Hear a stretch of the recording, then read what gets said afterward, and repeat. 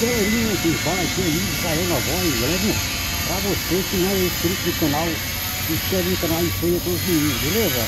Vou estar mostrando aqui a rua aqui de Caragola, né?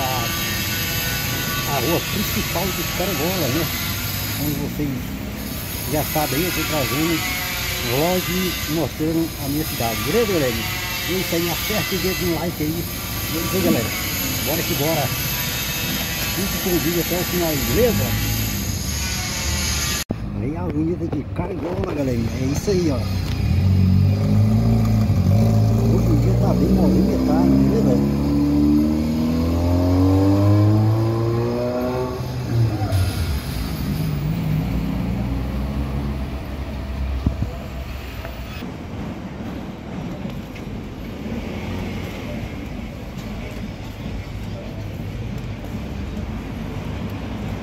Quem não assistiu o vídeo passado aí, galera, volta o vídeo aí que vocês vão ver aí a praça de Caragola, beleza? Aqui é a rua de saída de Caragola.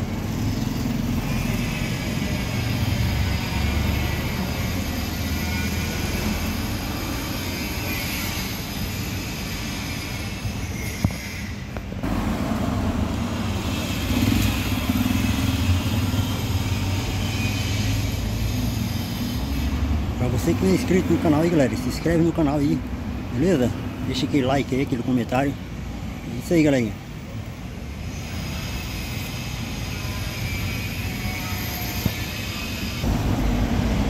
Hoje o dia tá bem movimentado.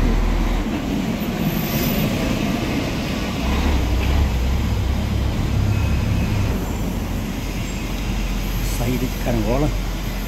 Eu vou estar reforçando mais uma vez aí, galera. Você que não viu aí o vídeo passado aí, volta o vídeo aí que vocês vão estar vendo aí a praça de Caragola, beleza? Próximo vídeo aí, galera, eu vou estar mostrando pra vocês lá depois do metrô ali, ó. Que é um, como a galera fala, né, um pequeno metrô, né? Onde fica o estacionamento dos carros aqui, os carros estacionam. Ó. Saída de Caragola.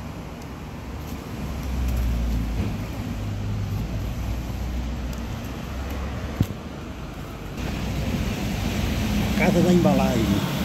Se você ama chocolate, galera, se você gosta de chocolate, ó, procure Casa da Embalagem. É isso aí, galera. Ali tem chocolate, ali tem tudo enquanto que você pensar em chocolate, ele tem.